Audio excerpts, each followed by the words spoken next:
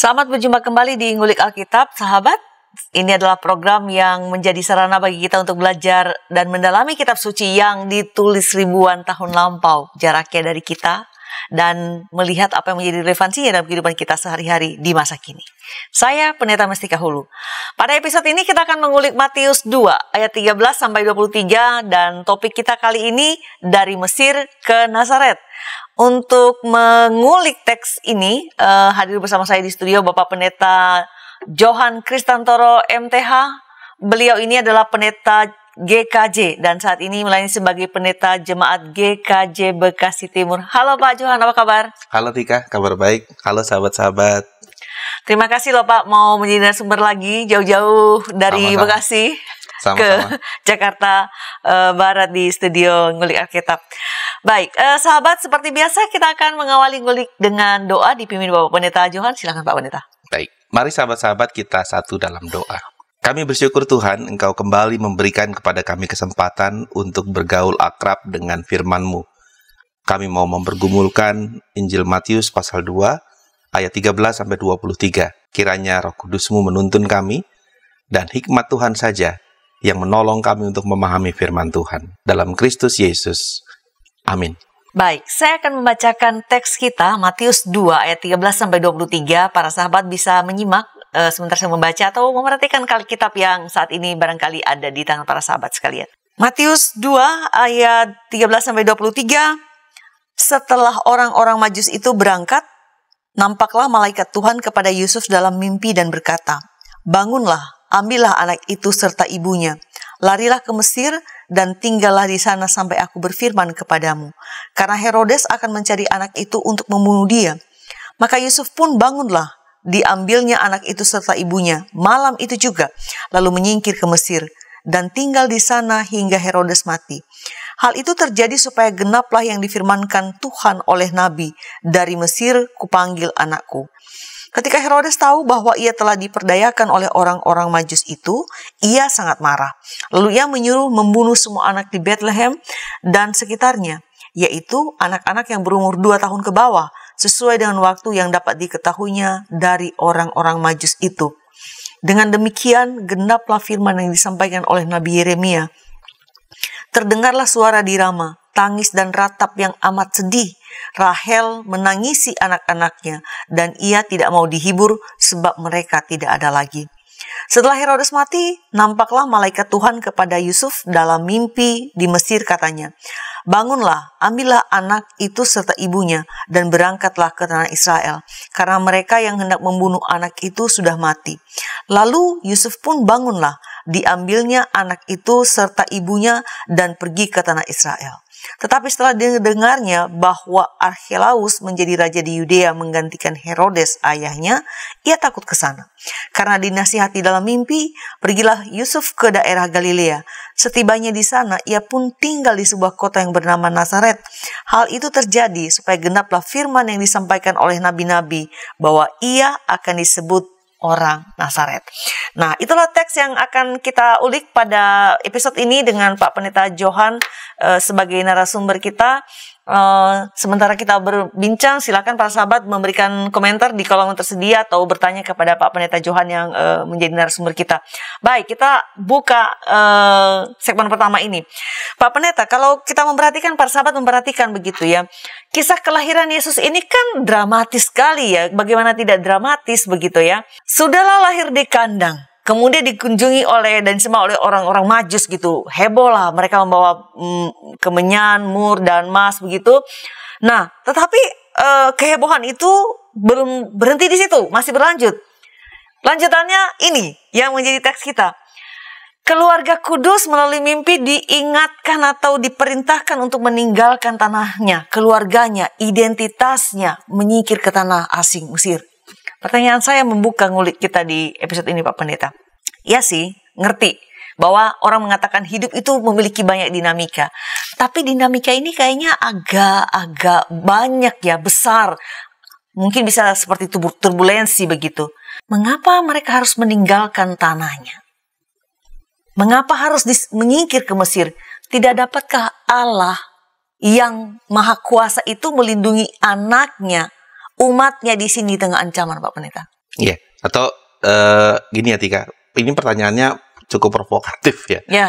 Atau dengan kata lain barangkali kalau Yesus itu kan anak Allah ya. Yesus itu putra Allah. Kenapa dia harus menyingkir ke Mesir gitu?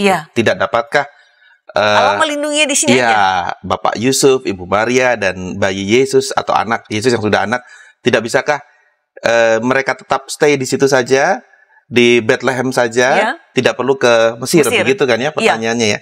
Iya, baik. Ini memang pertanyaan yang sangat menarik dan kita akan gali bersama.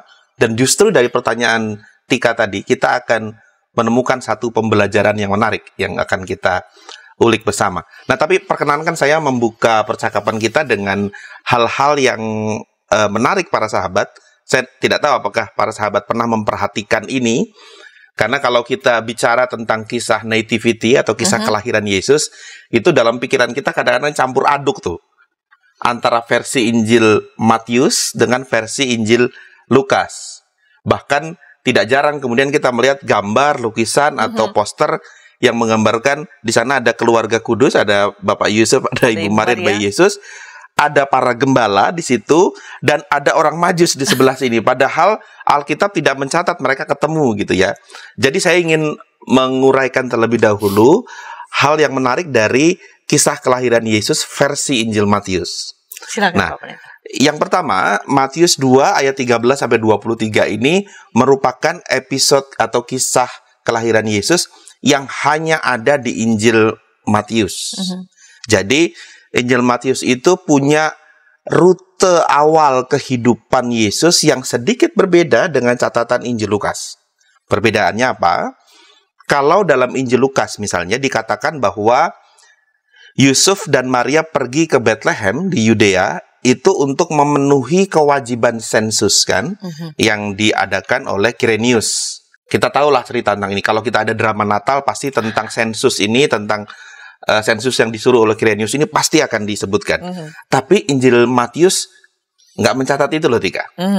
Injil Matius hanya mengatakan langsung begitu ya, menceritakan, menginformasikan bahwa Yesus lahir di Bethlehem. Matius 2 ayat 1. Iya. Ya kan? Di situ disebutkan ya, Yesus lahir setelah Yesus lahir di Bethlehem gitu. Nah, kemudian juga dari pembacaan kita secara utuh atas Matius 2, kalau kita melihat Matius 2 secara utuh, kita bisa menduga bahwa kisah penyingkiran ke Mesir ini yang hanya ada di Injil Lukas ini, hanya ada di Injil Matius ini, penyingkiran ke Mesir ini tidak hanya terjadi dalam tempo singkat. Jadi bukan mereka pergi dari Bethlehem ke Mesir lalu kemudian balik lagi. Mereka ada periode di mana mereka kemudian stay di Mesir untuk beberapa waktu. Berapa lama? Nah, kalau kita membaca dari teks kita akan melihat kemungkinan beberapa tahun antara kedatangan orang-orang Majus yang menjumpai bayi Yesus atau Yesus yang sudah anak ya, kalau di Injil Matius disebut sudah anak begitu ya, bukan bayi lagi. Kemudian kisah pembunuhan bayi-bayi berusia 2 tahun ke bawah. Jadi kita menduga sebenarnya bahwa saat orang Majus datang itu usia Yesus itu sudah kemungkinan mungkin sudah 2 tahun, sudah bukan sekitar, lagi yang bayi yang masih baru lahir begitu ya. Sampai kemudian pada Matius 2 ayat 19 sampai kematian Herodes. Jadi mulai dari orang-orang Majus datang, kemudian mereka disuruh oleh malaikat Tuhan dalam mimpi untuk menyingkir ke Mesir.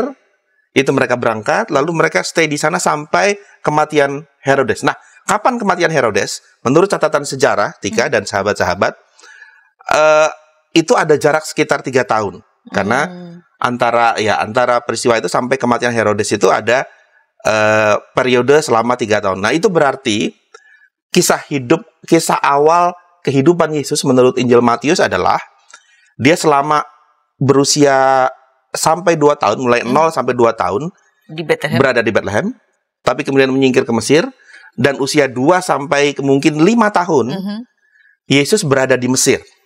Barulah kemudian setelah diberitahu oleh malaikat Tuhan bahwa kondisi sudah aman, barulah kemudian mereka sekeluarga memulai kehidupan baru, tapi tidak lagi ke Bethlehem, melainkan mereka menyingkir ke Nazaret.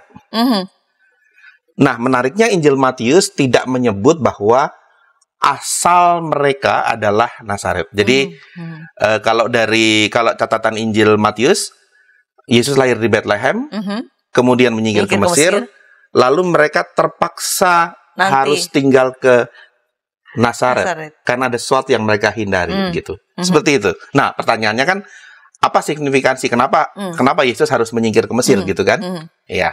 Oke. Penjelasan awal itu pengantar dari Pak Pendeta Johan ya, mengajak kita kalau istilahnya orang zaman sekarang traveling pikiran. Kita menduga, membayangkan, ini ada apa sih Yesus pergi menyingkir ke Mesir begitu ya? Kenapa nggak di Bethlehem saja? Nah, supaya kita tidak traveling terlalu lama dan jauh dan sampai kemana-mana, Pak Pendeta Johan, dari mana kita mulai untuk memahami apa sebenarnya yang mau dikatakan oleh penginjil Injil Matius ketika menuliskan mengenai penyingkiran ke Mesir, lalu kemudian nanti kembali ke Nazaret begitu? Bukan Baik. Kembali sih, tapi menyingkir lagi ke Nazaret ya, karena menurut Injil Matius itu bukan tempat asal mereka. Ya, oke. Nah, jadi saya coba sajikan dulu urut-urutan atau kronologi narasi kelahiran dan masa kecil Yesus menurut Injil Matius. Jadi yang pada dalam Matius pasal 1 ayat 18 itu diceritakan tentang Maria dan Yusuf yang bertunangan, lalu Maria hamil. Maria mengandung ya. Kemudian di Matius 1 ayat 19 sampai 23 itu malaikat menjumpai Yusuf, mencegah Yusuf untuk memutuskan pertunangannya dengan Maria. Nah, kemudian Matius 1 ayat 24 dan 25 menceritakan Yusuf dan Maria menikah. Seperti apa pestanya, di mana resepsinya nggak diceritakan sih, nggak ada di gedung mana gitu, nggak ada. Lalu Matius 2 ayat 1 itu mengatakan Yesus lahir di Bethlehem, Yudea. Nah, di situ tidak diceritakan bahwa sebelumnya mereka orang Nazaret. Tidak diceritakan bahwa Yusuf atau Maria ini asalnya dari Nazaret, tidak ada cerita tentang itu. Tahu-tahu dikatakan bahwa Yesus lahir di Bethlehem. Di tanah Yudea. Ya. Lalu Matius 2 ayat 2 sampai 12 ini menceritakan tentang orang-orang Majus yang datang ke Yerusalem karena mereka mengira Yesus sang raja ini baru lahir. Lahirnya di istana raja di Yerusalem, tapi kemudian mereka keliru kan, lalu mereka menyingkir ke orang-orang Majus ini diarahkan ke Bethlehem, begitu.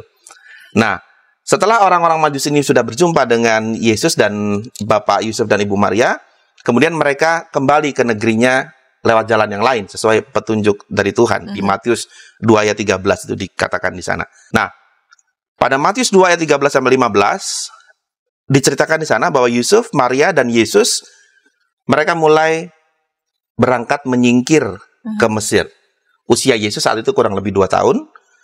Dan pada Matius 2 ayat 19 sampai 23 diceritakan tentang Yusuf, Maria dan Yesus yang mungkin sudah berusia 5 tahun kembali dari Mesir, tetapi tidak kembali ke Bethlehem, melainkan mereka menyingkir ke Nazaret di Galilea.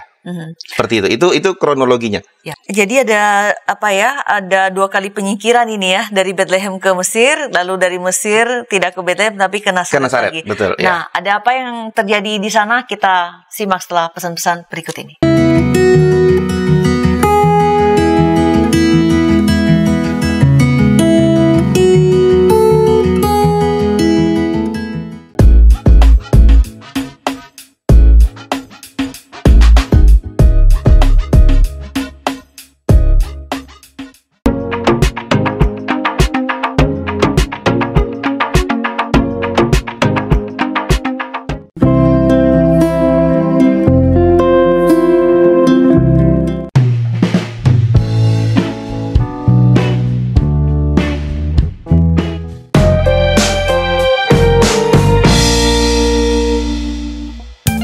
Sahabat, mari dukung pelayanan dan pekabaran Injil melalui YKB dengan membagikan link acara ini kepada sebanyak mungkin orang.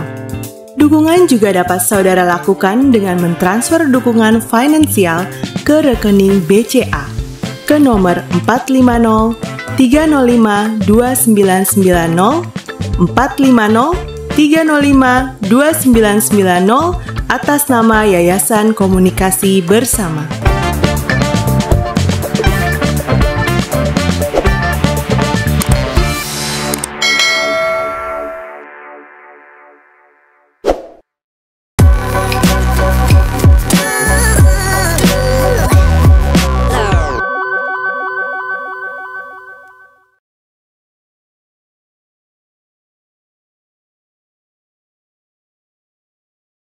Masih di Ngulik Alkitab bersama saya Pendeta Mestika Hulu dan narasumber kita Bapak Pendeta Johan Kristantoro. Kita sedang mengulik Matius 2 ayat 13-23 dan topik kita kali ini dari Mesir ke Nazaret. Kita lanjutkan ulikan kita dan para sahabat silakan jika ingin berkomentar di kolom yang tersedia.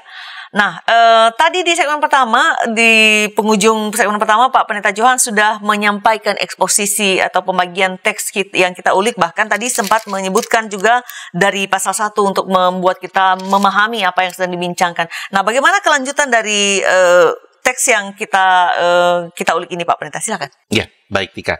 Sahabat-sahabat, kita melihat dalam teks yang kita baca bahwa pada ayat 13 khususnya, di sana diceritakan tentang peringatan dari malaikat Tuhan dalam mimpi kepada Yusuf, supaya Yusuf, Maria, dan juga bayi Yesus sekeluarga lari ke Mesir dan sementara tinggal di sana. Kenapa? Karena kita tahu pada saat itu Herodes menjadi marah karena dia merasa ditipu oleh para majus itu, sehingga kemudian Herodes pun memerintahkan pembunuhan atas bayi-bayi atau anak-anak berusia 2 tahun ke bawah yang dikhawatirkan akan menjadi atau menggulingkan kekuasaan Herodes nantinya, begitu ya, keluarganya. Nah, lalu pada ayat 14 sampai ayat 15 diceritakanlah tentang pengungsian mereka ke Mesir sampai pada ayat 15 kemudian dikatakan hingga Herodes mati. Nah, menurut catatan sejarah,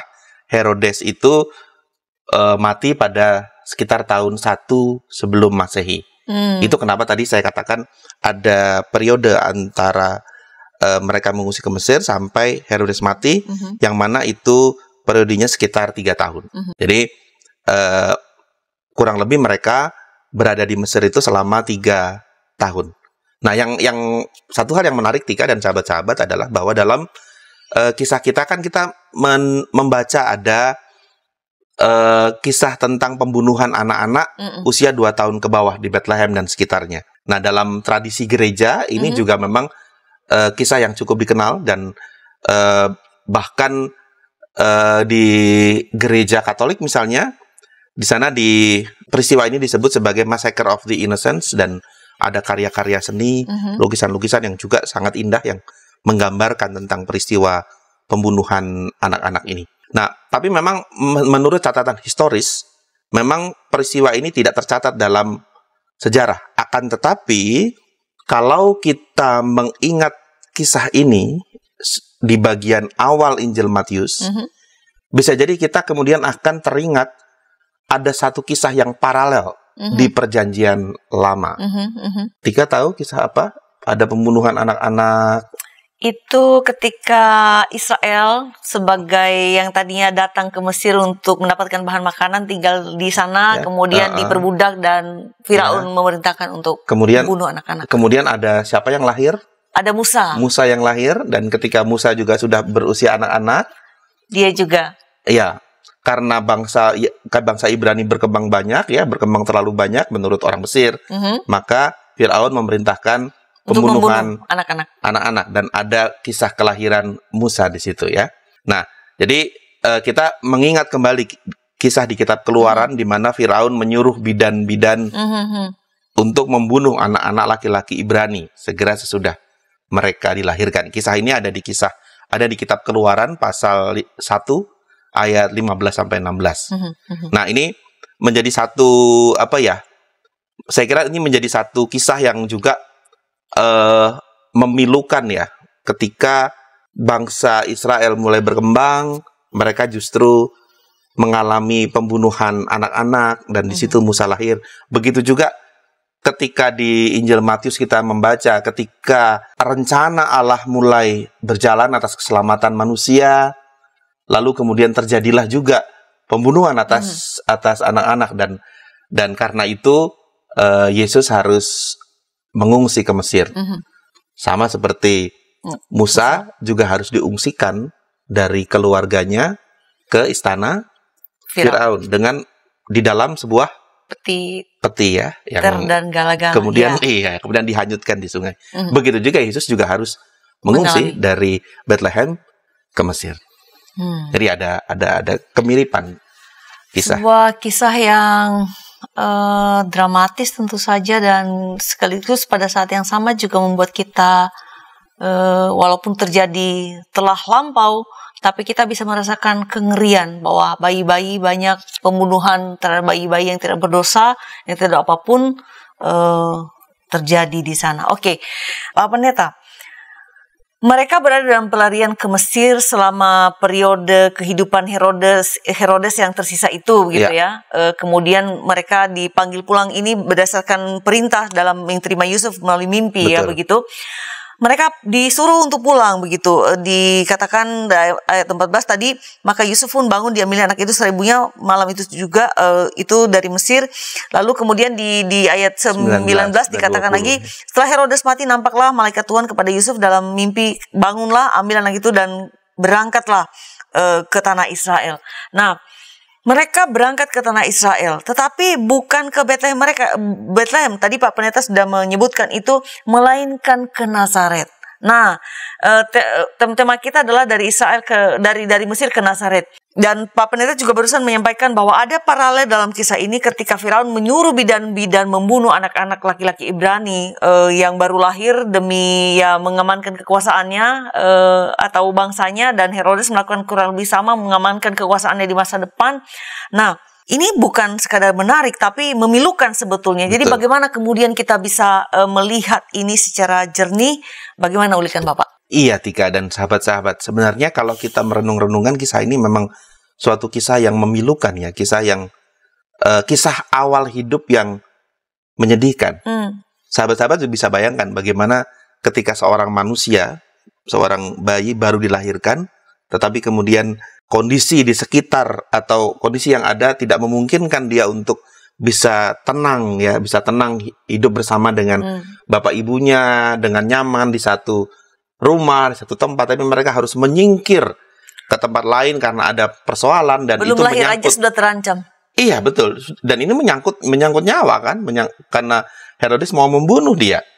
Nah, ini satu kisah yang memang memilukan, dan kalau orang Jawa bilang ngenes begitu ya. Dan karena itu Yesus terpaksa harus menyingkir ke Mesir ya. Dan kemudian setelah diperintahkan oleh malaikat pada ayat 19 dan 20, barulah kemudian Yusuf dan Maria dan juga Yesus yang sudah anak-anak, mereka kembali ke Israel. Nah, tetapi memang betul seperti yang Tika tadi sampaikan, mereka tidak kembali ke Bethlehem. Nah, saya rasa keputusan ini barangkali diambil oleh Yusuf sebagai kepala keluarga ya. Tidak ada teks yang menyebutkan bahwa mereka ke Nazaret itu karena perintah malaikat, tidak. Tetapi mereka mengalihkan arah mereka bukan pulang ke Bethlehem, tapi mereka kemudian menyingkir ke Galilea, ke Nazaret di Galilea. Saya minta tolong Tika mungkin bisa membacakan ayat 21 sampai 23. Baik, saya baca kembali ayat 21 sampai 23. Lalu Yusuf pun bangunlah, diambilnya anak itu serta ibunya dan pergi ke tanah Israel. Tetapi setelah didengarnya bahwa Archelaus menjadi raja di Yudea menggantikan Herodes ayahnya, ia takut ke sana. Karena dinasihati dalam mimpi, pergilah Yusuf ke daerah Galilea. Setibanya di sana, ia pun tinggal di sebuah kota yang bernama Nazaret. Hal itu terjadi supaya genaplah firman yang disampaikan oleh nabi-nabi bahwa ia akan disebut orang Nazaret. Baik. Jadi sesudah Herodes mati, maka kemudian kekuasaan atas seluruh tanah Israel itu dibagi kepada anak-anaknya. Nah, Archelaus itu mendapatkan kekuasaan atas Yudea, yang notabene adalah ibu kota dari tanah Israel. Yerusalem ada di sana, ada di Yudea. Nah, dengan demikian kita tahu bahwa kalau itu capital city, kalau itu pusat pemerintahan, maka di sana tentu saja juga ada militer, ada pusat kekuasaan yang tentu saja masuk akal kalau dalam pikiran Yusuf dan Maria bahwa kalau mereka kembali ke Bethlehem masih belum safe, masih belum aman untuk anak mereka. Karena itu mereka pun memikirkan satu alternatif, mereka tetap kembali ke Israel, tapi mereka mencari tempat yang barangkali lebih aman untuk mereka, yaitu mereka menyingkir ke Galilea, ke Nazaret. Ya, secara khusus ke kota Nazaret, karena memang Galilea itu satu provinsi yang buat masyarakat pada saat itu dipandang sebelah mata ya. Provinsi yang boleh dikatakan miskin, masyarakatnya kebanyakan tidak berpendidikan, dan mereka kebanyakan bukan orang yang punya. Ya, seringkali orang mengatakan apa yang bagus dari Galilea begitu. Nah, karena itu mungkin penyingkiran atau kembalinya ke Galilea, ke Nazaret itu justru yang dicari bukan kemapanan hidup, bukan itu prioritas mereka, tetapi yang mereka cari adalah keamanan hidup khususnya bagi anak mereka, yaitu Yesus gitu. Oke, ada sesuatu yang menggelitik saya begitu Pak Pendeta. Tadi saya sudah mengatakan bahwa keluarga kudus, Bapak Yusuf, Ibu Maria, dan bayi Yesus diperintahkan untuk menyingkir ke Mesir. Tadi saya mengatakan bahwa mereka dicabut dari akarnya, dari keluarga identitasnya. Dan kemudian mereka disuruh pulang. Ternyata itu bukan ke Bethlehem, tempat asal mereka, ke Nazaret. Saya jadi ingin bertanya begitu. Kita juga yang kadang mengalami hal seperti itu seolah dicabut dari akar kita. Apa yang kiranya juga bisa menolong kita untuk memahami situasi ini dan kemudian tidak, kalau kita melihat Yusuf dan keluarga kudus taat dia melakukan itu ya, walaupun sebenarnya tidak enak ya, perpindahan tidak enak. Nah, apa juga yang dapat menolong kita para pemirsa begitu ya, untuk menyikapi juga hidup ketika pandemi melanda kehidupan kita, selalu dicabut dari akar kita juga, kita dipaksa untuk berubah. Nah, belajar dari keluarga ini, apa yang bisa menolong kita untuk bisa menjalani hidup tanpa bersungut-sungut, tetapi tetap percaya dan walaupun ada perubahan tetap berjalan ke arah yang Tuhan kehendaki. Iya.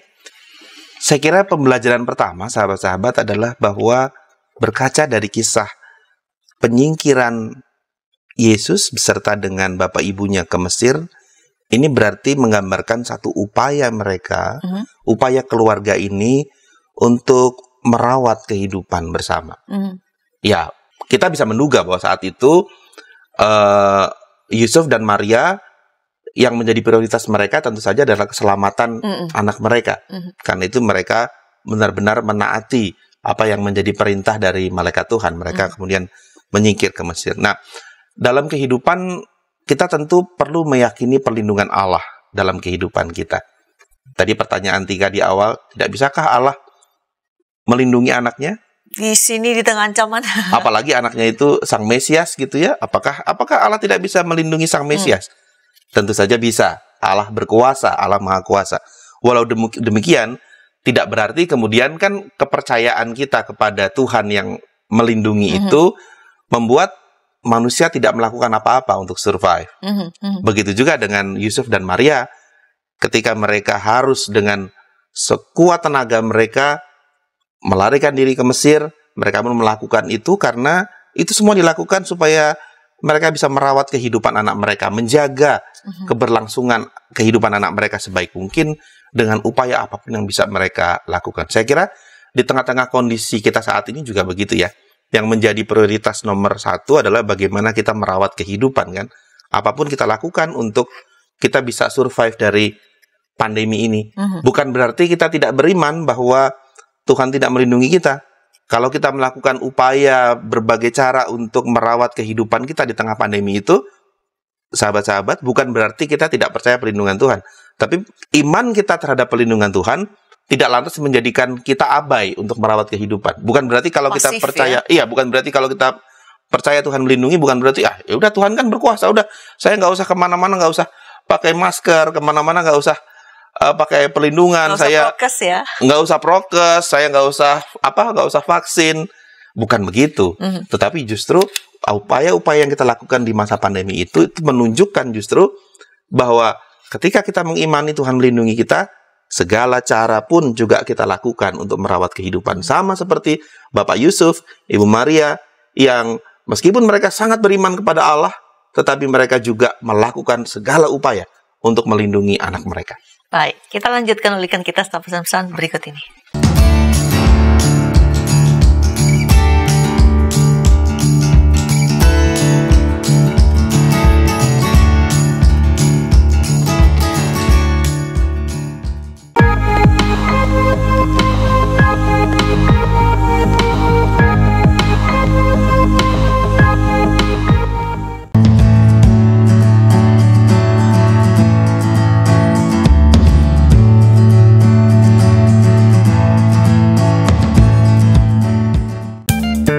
Sahabat, mari dukung pelayanan dan pekabaran Injil melalui YKB dengan membagikan link acara ini kepada sebanyak mungkin orang. Dukungan juga dapat saudara lakukan dengan mentransfer dukungan finansial ke rekening BCA ke nomor 450 305 2990 450 305 2990 atas nama Yayasan Komunikasi Bersama.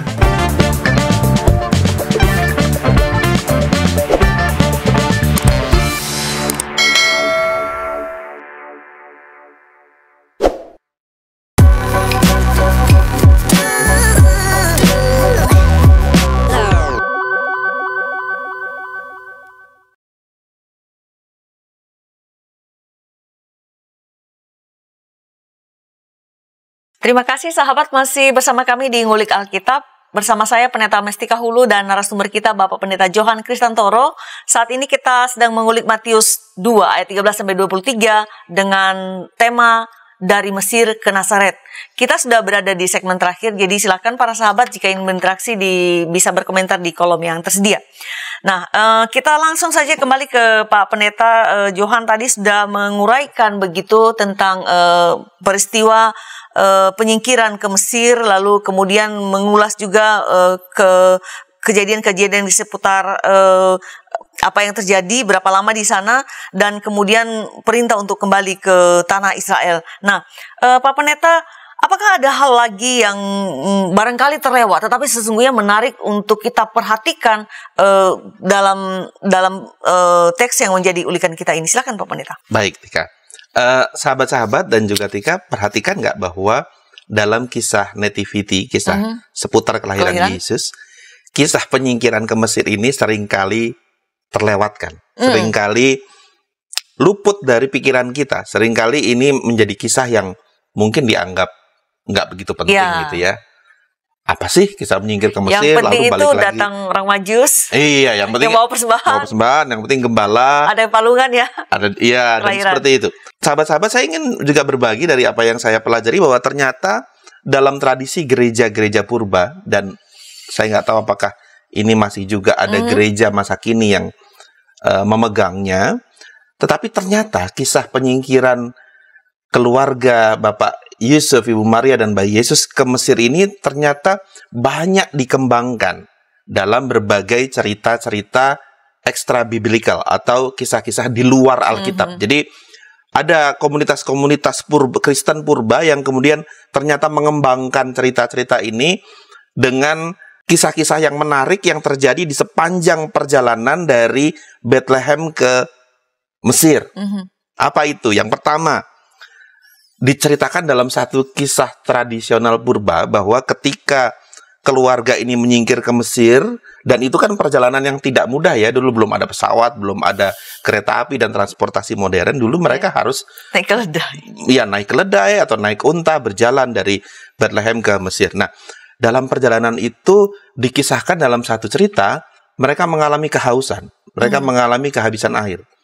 Dan di sana mereka kemudian bersandar pada sebuah pohon palem yang tinggi, ada buahnya tapi tinggi gitu. Dan diceritakan ketika pohon palem ini melihat bayi Yesus dan keluarganya yang kehausan, maka pohon palem ini pun kemudian merundukkan buahnya sehingga buah itu masuk dalam jangkauan tangan Yusuf atau Maria begitu ya, sehingga mereka pun terselamatkan dari kehausan melalui buah dari pohon palem ini. Ini salah satu kisah. Lalu juga ada kisah di mana dalam perjalanan yang tentunya tidak mudah karena mereka harus melewati padang gurun, harus melewati alam liar begitu. Mereka berjumpa dengan binatang-binatang buas, dan ketika binatang buas ini hendak menyerang keluarga ini, keluarga Bapak Yusuf dan Ibu Maria, ketika binatang-binatang buas ini melihat bayi Yesus, mereka kemudian menghentikan serangannya, dan kemudian malah hewan-hewan ini malah menyembah kepada bayi Yesus. Ini kisah yang menarik kan? Oke. Lalu ada kisah yang lain juga, yang juga cukup dikenal, kisah tradisional, yaitu bahwa dalam perjalanan mereka dari Bethlehem ke Mesir, ternyata mereka sempat berjumpa dengan 2 orang penyamun, dengan 2 orang penjahat, yang nantinya kurang lebih 30 tahun kemudian, Yesus akan berjumpa dengan mereka di salib, di di Golgota. atas kayu salib di Golgota. Ini kisah-kisah tradisional yang memang tidak ada di Alkitab kita. Tentu saja kita tidak bisa menerima kisah-kisah ini sebagai sebuah kebenaran iman kita. Ya, kalau kita baca kisah ini dan tertarik, ini just for fun saja ya, kisah yang menarik memang. Tapi Tika dan sahabat-sahabat, adanya kisah-kisah yang dikembangkan ini sesungguhnya memberikan gambaran, memberikan indikasi bagi kita bahwa kisah yang seringkali luput dari pikiran kita ini ternyata buat gereja pada pada zaman purba ini adalah kisah yang penting. Penyingkiran ini penting. Penyingkiran ini penting sehingga mereka sampai harus mengembangkan kisah-kisah ini. Supaya tetap diingat ya. Supaya tetap diingat. Dan untuk menggambarkan bahwa dalam perjalanan itu ternyata Allah juga memelihara keluarga ini. Mereka menyingkir bukan berarti mereka kalah dari Herodes. Karena toh dalam penyingkiran ini Allah menolong mereka. Sehingga pada akhirnya walaupun mereka harus menyingkir, tapi bayi Yesus atau Yesus yang sudah menjadi anak-anak itu selamat sampai di Mesir. Dan kemudian selamat pula kembali ke Nazaret. Seperti itu, Tika. Itu menarik ya, bahwa penyingkiran itu bukan berarti kekalahan. Allah memelihara mereka di dalam perjalanan itu, dan itu dikenang dengan cara-cara yang cukup fun seperti itu tadi menarik. Ya. Oke. Lalu Pak Pendeta, apakah masih ada lagi hal-hal yang bisa kita lihat begitu, yang tidak sekadar menarik kita untuk mengetahui begitu, oh ini terjadi, tetapi menjadi pembelajaran, menjadi pegangan kita, karena bukankah dalam hidup ini juga kadang-kadang ya kita dipaksa untuk sudah berada di satu tempat yang kita pikir ini udah tempat paling oke lah, PW kata orang sekarang, tapi peristiwa-peristiwa dalam hidup kadang memaksa kita untuk seperti keluarga kudus ini juga harus menyingkir dari situ, keluar dari zona nyaman. Nah, lalu bagaimana kemudian kita juga bisa menggunakan peristiwa ini menjadi juga sebuah bukan sekadar cerminan, tapi kekuatan bagi kita untuk bahwa kalaupun harus keluar dari zona nyaman ini, saya tetap akan bisa melewatinya karena Tuhan sebagaimana menolong keluarga ini juga pasti akan menolong saya. Ya. Bagaimana bisa menghadirkan kesadaran itu pada kita yang sedang... Ya, saya kira Tika kuncinya adalah ketika kemudian Injil Matius mengaitkan peristiwa penyingkiran ke Mesir ini dengan nubuat Nabi Hosea. Di dalam Hosea pasal 11 ayat 1 kan dikatakan, dari Mesir kupanggil anakku itu. Mau coba dibaca? Di ayat 15 tadi? Ya. Oke. Saya baca Matius 2 ayat 15. Saya mulai dari ayat 14, Pak Pendeta.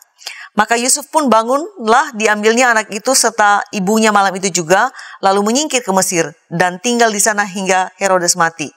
Hal itu terjadi supaya genaplah yang difirmankan Tuhan oleh Nabi, dari Mesir kupanggil anakku. Betul. Itu perkataan Hosea. Dengan demikian sebenarnya peristiwa penyingkiran ke Mesir ini, tadi yang Tika gambarkan, seolah-olah pada awalnya ini sebuah kekalahannya, sampai harus menyingkir gitu ya.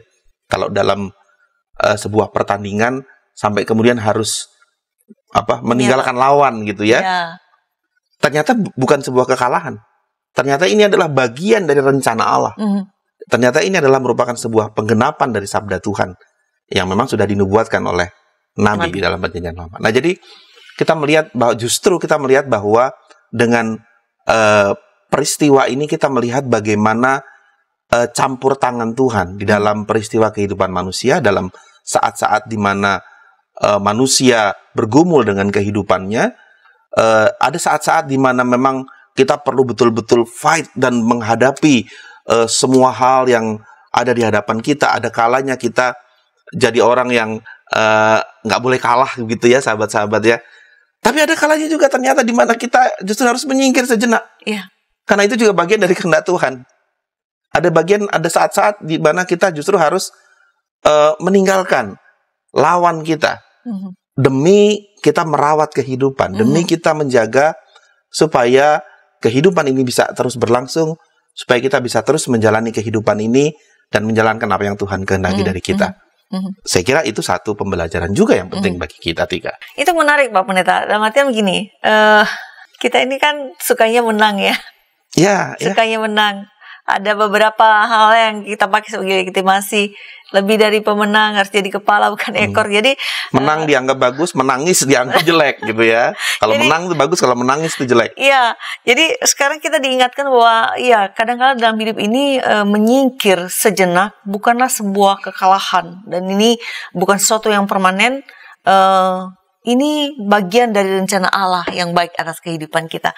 Oke, terima kasih Pak Pendeta. Nah, kita akan mengakhiri ngulik ini tentu. Nah, pertanyaan saya selalu ketika kita di episode ngulik Alkitab, dari rangkaian ulikan ini, apa yang menjadi pembelajaran bagi kita supaya kita tidak sekedar tahu bahwa oh itu ya yang terjadi dialami oleh bayi Yesus dulu 2000 tahun lebih yang lalu, keluarga kudus.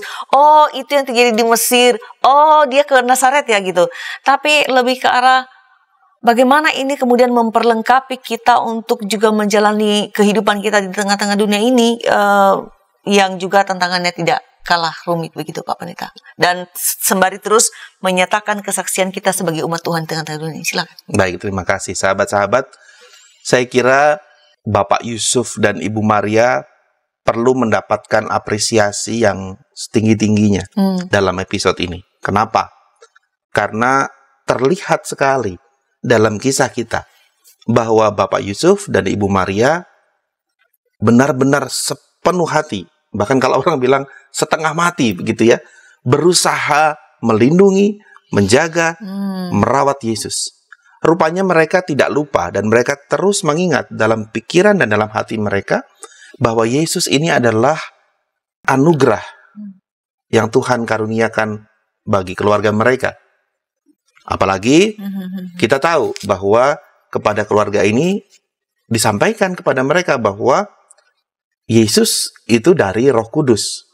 Sehingga mereka benar-benar menjaga betul kehidupan Yesus. Apapun yang terjadi, mereka lakukan yang terbaik untuk merawat Yesus. Nah, sahabat-sahabat, saya kira dalam kehidupan ada juga hal-hal yang penting, yang bagi kita sangat penting, yang bagi kita sesuatu yang bermakna ilahi begitu ya, yang perlu juga kita rawat dalam kehidupan kita. Dan saya kira kita bisa meneladani dari Bapak Yusuf dan Ibu Maria bahwa ada hal-hal dalam kehidupan yang memang benar-benar perlu kita jaga dan kita rawat dengan sebaik mungkin, dengan sepenuh kekuatan kita. Ya, misalnya kehidupan yang kita jalani ini. Kehidupan ini perlu kita rawat dan perlu kita jaga sebaik mungkin. Jangan sembrono dengan kehidupan kita. Jangan bermain-main dengan kehidupan kita. Karena kehidupan kita adalah anugerah yang luar biasa yang Tuhan berikan bagi kita. Dan karena itu, segala upaya kita lakukan untuk menjaga kehidupan kita. Kita menjaga tubuh kita, kita menjaga kesehatan jiwa kita menjaga kesehatan iman kita, dan ya merawat kehidupan dengan sebaik mungkin. Kita menjaga relasi kita dengan sesama kita sebaik mungkin agar kehidupan ini bisa terus berlangsung dengan baik. Itu yang pertama saya kira, Tika.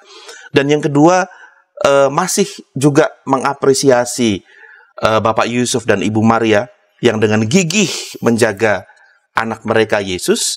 Kisah penyingkiran ke Mesir ini menjadi satu gambaran yang saya kira sangat ikonik begitu ya, tentang bagaimana seorang ayah, seorang ibu menjaga ketaatan mereka kepada kehendak Allah. Tentu saja mereka tahu dan mereka beriman bahwa Allah pasti menjaga anak mereka Yesus. Tetapi itu tidak berarti bahwa mereka tidak berbuat apa-apa. Justru dengan setia, dengan tabah, dengan penuh jerih payah, mereka memperjuangkan kehidupan. Kisah ini menggambarkan ketabahan dan ketaatan Yusuf dan Maria. Masih ingat ketika Yusuf diminta untuk tidak memutuskan pertunangannya dengan Maria? Dia taat. Ketika Maria menerima kabar bahwa ia harus mengandung dari Roh Kudus sebelum menikah, ini versi Injil Lukas ya, dia taat. Ketika anak mereka menghadapi ancaman dari Herodes dan kemudian mereka diminta untuk menyingkir ke Mesir, mereka juga taat. Dan ketika mereka juga mungkin sudah 3 tahun di Mesir, mungkin bisa jadi sudah settled, sudah enak begitu ya, sudah nyaman di sana, tapi Allah memerintahkan mereka kembali ke tanah Israel, mereka taat. Saya kira ketaatan Yusuf dan Maria itulah yang kemudian dilihat oleh Yesus. Dan itu menjadi contoh, menjadi teladan bagi Yesus yang masih anak-anak, melihat ketaatan orang tuanya. Ketaatan Yusuf dan Maria bukan hanya memperlihatkan bagi kita bahwa mereka adalah manusia-manusia yang taat, tapi juga memperlihatkan kepada kita pentingnya ketaatan dalam kehidupan. Saya kira itu. Baik, terima kasih Pak Pendeta Johan Kristantoro atas ulikan yang disampaikan terhadap Matius 2 13-23 kali ini, kiranya menjadi berkat bagi para pemirsa yang bersama kita saat ini. Sahabat, bincang yang menarik ini mengenai dari Mesir ke Nazaret ini, saya ingin menyampaikan beberapa hal berdasarkan ulikan kita, mengingatkan saja bahwa Yusuf dan Maria memiliki kepekaan yang luar biasa terhadap kehendak Allah dan mereka memilih menaatinya. Pak Pendeta sudah menyatakan dari awal mereka taat menerima semua itu, dan ini cukup menggelitik saya kira ketika Pak Pendeta juga tadi mengingatkan kita bahwa mereka berdua ini, Bapak Yusuf dan Ibu Maria, dengan sepenuh hati berusaha untuk melindungi bayi Yesus. Dan saya teringat untuk mengatakan pada kita semua bahwa saudara-saudara yang memiliki putra-putri dikarenai Allah, lakukanlah juga yang terbaik untuk melindungi anak-anak ini sebab mereka adalah anugerah Allah. Jadi kita bertanggung jawab sebagai orang tua, memiliki taat juga untuk melindungi dan merawat anak-anak yang dianugerahkan Tuhan kepada kita, membimbing mereka untuk mengenal Allah dan dalam hal-hal kebaikan. Nah, kedua, masalah yang terjadi dalam hidup kita seharusnya membuat kita semakin menyadari akan penyertaan Allah dalam kehidupan kita. Kadang-kadang masalah memaksa kita untuk seolah-olah mengalah atau menyerah. Tetapi Roh Kudus menunjukkan bahwa mengalah sesaat itu bukanlah kekalahan permanen, bukan kekalahan, dan itu juga bukan keadaan permanen. Demi merawat kehidupan kita bersedia undur sejenak atau menyingkir sejenak. Jangan mempertahankan ego, tapi rawatlah kehidupan, pertahankanlah kehidupan. Dan saya kira ini juga poin penting bagi kita. Saya mau ingatkan kita tentang ini. Tadi di awal saya tanyakan ke Pak Pendeta, apakah Allah tidak bisa menyelamatkan umatnya, anaknya di tengah keadaan ini? Tapi ulikan ini menjawab bahwa Allah adalah tempat perlindungan bagi kita, dimanapun itu tempatnya. Di pengungsian, di tanah asing, atau dimanapun. Karena itu justru dengan mau menyingkir mengikuti kehendak Allah, kita sedang juga menyatakan bahwa kita tunduk kepada kehendak Allah. Kita percaya pada pemeliharaannya. Karena itu kita tidak terikat pada tempat, kita tidak terikat pada apapun. Percaya penuh kemana Allah menuntun seperti keluarga kudus, kita pasti selamat karena Dia yang menyertai kita. Demikian bincang kita kali ini, kiranya menjadi berkat bagi kita semua. Terima kasih dukungan para sahabat kepada kami, baik dan memberikan like, lalu kemudian membagikan kepada sebanyak mungkin orang, termasuk di media sosial para sahabat, dan bagi yang pertama kali di channel ini, jangan lupa untuk melakukan subscribe. Sekali lagi terima kasih Pak Pendeta Johan. Sama-sama Tika. Terima kasih sahabat. Sahabat, terima kasih. Sampai jumpa di episode yang akan datang, dan kita akhiri dengan doa. Silakan Pak Pendeta. Mari kita berdoa. Terima kasih Tuhan, kami boleh belajar dari bacaan kami yang kami ulik dalam kesempatan kali ini. Belajar dari kisah penyingkiran Yusuf, Maria, dan juga Yesus ke Mesir. Kami boleh belajar satu hal yang penting, bahwa kami perlu merawat kehidupan ini dengan ketaatan yang penuh pada kehendak Allah. Karena kami tahu ketika Tuhan memimpin kami, dan ketika kami menuruti apa yang menjadi kehendak Tuhan, maka di sana kami sesungguhnya sedang berada di dalam pimpinan Tuhan. Kami mau terus belajar untuk menaati kehendak-Mu. Kami mau terus belajar untuk berjalan sebagaimana yang Tuhan kehendaki bagi kami. Terima kasih Tuhan. Dalam Kristus Yesus kami sudah berdoa. Amin. Sahabat, mari dukung pelayanan dan pekabaran Injil melalui YKB dengan membagikan link acara ini kepada sebanyak mungkin orang. Dukungan juga dapat saudara lakukan dengan mentransfer dukungan finansial ke rekening BCA ke nomor 450 305 2990 450 305 2990 atas nama Yayasan Komunikasi Bersama.